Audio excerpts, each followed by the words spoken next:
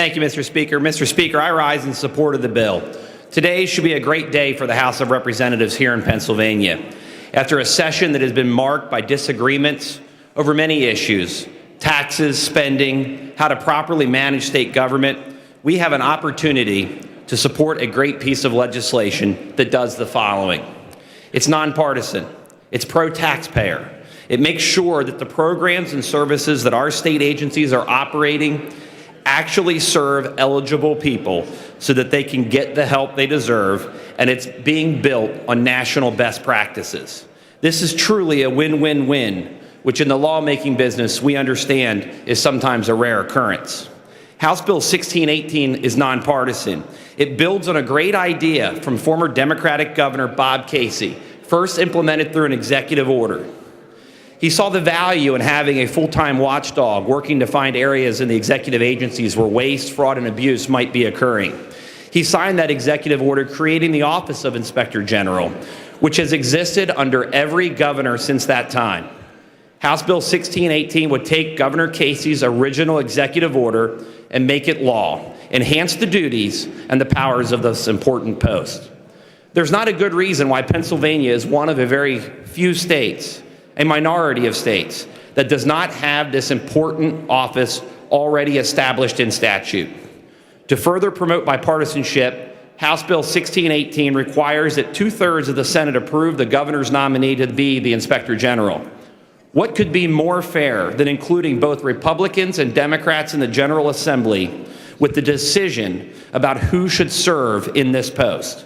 House Bill 1618 also includes an amendment that I offered when the bill first passed the House. This amendment was unlike any other amendment that I've ever offered here on the House floor because it would allow our current governor to continue having his existing Inspector General serve and continue to serve and would not be subject to Senate confirmation. This was done because this legislation is not about Governor Wolf and it's not about the current Inspector General. Let me be clear. We are here to take a good idea and make it law. When you consider these facts, Democrat governor idea, bipartisan vote required for confirmation, exempts Governor Wolf's current administration, I find it hard to believe that anyone could argue that this is a partisan or expensive effort.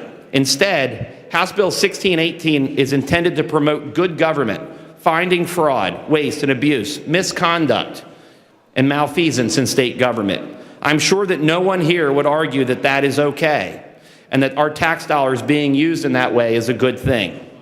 That's why House Bill 1618 is pro-taxpayer. Pennsylvania state government spends billions each year on many worthwhile services and programs. However, we also know that there is not a limitless supply of those resources to spend. That's something that was debated rather robustly here in this chamber as we considered budgets. House Bill 1618 sends an important and strong message. It's a signal to the people of Pennsylvania that we value their existing tax contributions and that we are doing all that we can to make sure that none of this money is wasted on fraud, waste, and abuse. This bill prioritizes the taxpayers and codifies an important policy that state government will not ask anyone to contribute more in taxes until we have demonstrated a true commitment to not waste any money here in Harrisburg. How much different would our constituents feel if they could be assured that we take the waste, fraud, and abuse seriously? It ensures that people who need the help get the help. That was an idea that I worked on with my colleague, former colleague from Philadelphia on the LIHEAP reform bill. When people cheat, they just don't take resources away from a faceless government agency. They deny us the opportunity to help those people who need the help.